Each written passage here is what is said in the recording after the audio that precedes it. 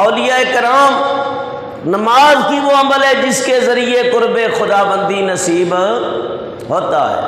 تو اللہ تعالیٰ نے بارہا ارشاد فرمایا وَأَقِیمُوا الصَّلَاةَ وَآتُوا الزَّکَاةَ، نماز قائم کرو اور زکوٰۃ دو، وَارْكَعُوا مَعَ الرَّاکِعِینَ،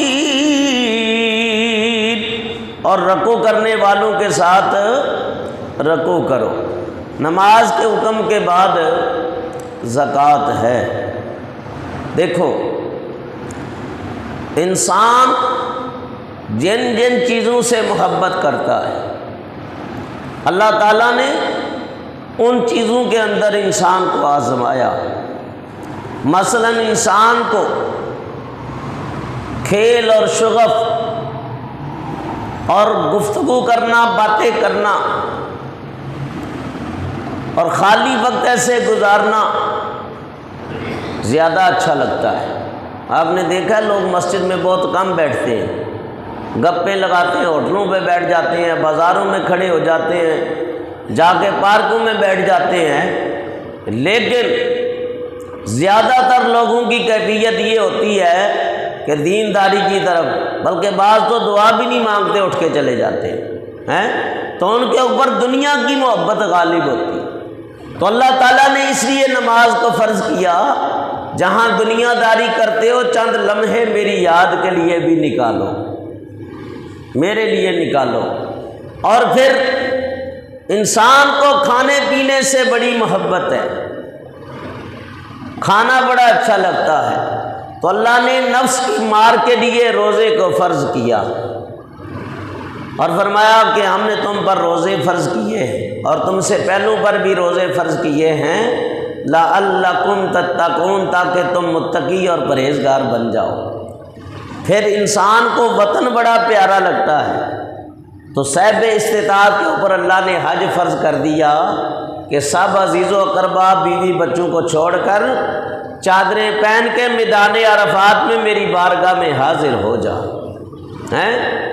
انسان کو وطن سے بڑی محبت ہے، اللہ نے جہاد کو لازم کیا کہ اللہ کی راہ میں جہاد کرو۔ انسان کی فطرتی اور طبعی یہ کیفیت ہے کہ مال بڑا پیارا لگتا ہے، اور اس وقت تو سب کو ہی پیارا لگتا ہے۔ جو حالات ہیں زیادہ تر لوگوں کی توجہ مال کے اوپر ہی ہے، کیا کہتے ہیں کہیں سے بھی آئے کیسے یہ نہیں پتہ، بس آنا چاہیے، تو نہ حلال اور حرام کی تمیز نہیں۔ بعض اللہ کے بندے ایسے بھی ہیں جو ایک ایک قدم پھونک کے رکھتے ہیں کہ حلال کے لقمے تلاش کرتے ہیں، اور کرنے بھی چاہیے، کیونکہ اللہ فرماتا ہے یا ایھا الرسل کلوا من الطیبات، اے رسولوں کی جماعت میں نے تمہارے اوپر یہ حکم لاگو کیا ہے کہ میرے نبیوں، میرے رسولوں، میرے پیاروں، جب بھی کھاؤ تو پاکیزہ رزق حلال کھاؤ، حلال میں برکت ہے۔ تو فرمایا جب مال سے انسان محبت کرنے لگا تو اللہ نے صاحب استطاعت کے اوپر زکوٰۃ کو فرض کر دیا، تو فرمایا اس لیے وآتوا الزکاۃ، زکوٰۃ دو۔ قرآن کریم نے جہاں بھی نماز کا ذکر آیا اس کے ساتھ ہی 82 مقام کے اوپر، کتنے 82 مقام کے اوپر زکوٰۃ کا حکم آیا۔ جس طرح نماز پڑھنے سے انسان کے گناہ معاف ہوتے ہیں، اس طرح زکوٰۃ ادا کرنے سے انسان کا مال صاف ستھرا ہو جاتا ہے، انسان کا مال پاک ہو جاتا ہے۔ وَارْكَعُوا مَعَ الرَّاكِعِينَ، اور رکوع کرنے والوں کے ساتھ رکوع کرو۔ یعنی اس آیت کے اس حصے میں حکم یہ آیا کہ جہاں مسلمان اجتماعی عبادت کریں، اکٹھے ہو کے عبادت کریں، اور جب نماز پڑھیں اور رکوع کریں، رکوع تو ایک اشارہ دیا گیا ورنہ پوری نماز ہی کا حکم ہے، تو رکوع کرنے والوں کے ساتھ رکوع کرو۔ اگر عذر شرعی نہ ہو، کوئی بیمار ہے اور ایسی اس کی حالت ہے کہ اگر آپ اس کو چھوڑ کے آ گئے تو اس کی جان کو خطرہ ہے، تو اس صورت میں رخصت ہے، سخت آندھی طوفان ہے، مسجد تک نہیں پہنچ سکتے، پھر رخصت ہے کہ آدمی گھر میں نماز پڑھ لے، ورنہ میدان جہاد ہے اور دشمنوں کی قطاریں باہر لگی ہوئی ہے، مسلمان آمنے سامنے ہیں، تو فرمایا ان میں ایک حصہ نماز پڑھے، دوسرا حصہ جہاد کرے۔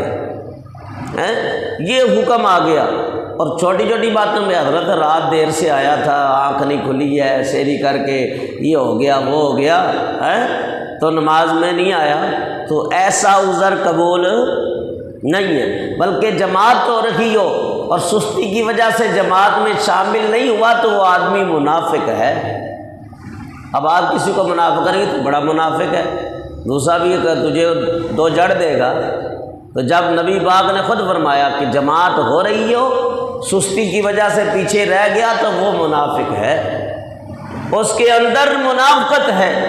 اور منافق آدمی کے بارے میں قرآن کیا کہتا ہے؟ ان المنافقین فی الدرک الاسفل من النار، منافق جہنم کے سب سے نچلے طبقے کے اندر عذاب دیا جائے گا۔ اس لیے منافق کے اوپر تقریروں کا بھی اثر نہیں ہوتا، نہ اس کو مسائل کو پتہ توجہ، اور نہ اس کے اوپر کوئی چیزیں اثر مرتب ہوتی ہیں۔ کیوں؟ منافق کا ظاہری تو ایمان ہے، باطن کفر ہے۔ منافقت سے اللہ تعالیٰ ہر مسلمان کو محفوظ فرمائے۔ نبی پاک علیہ الصلوۃ والسلام فرماتی ہیں منافق کے اندر 4 نشانیاں ہیں، اگر چاروں پوری ہوئی تو وہ خالصا منافقن، پکا منافق ہے۔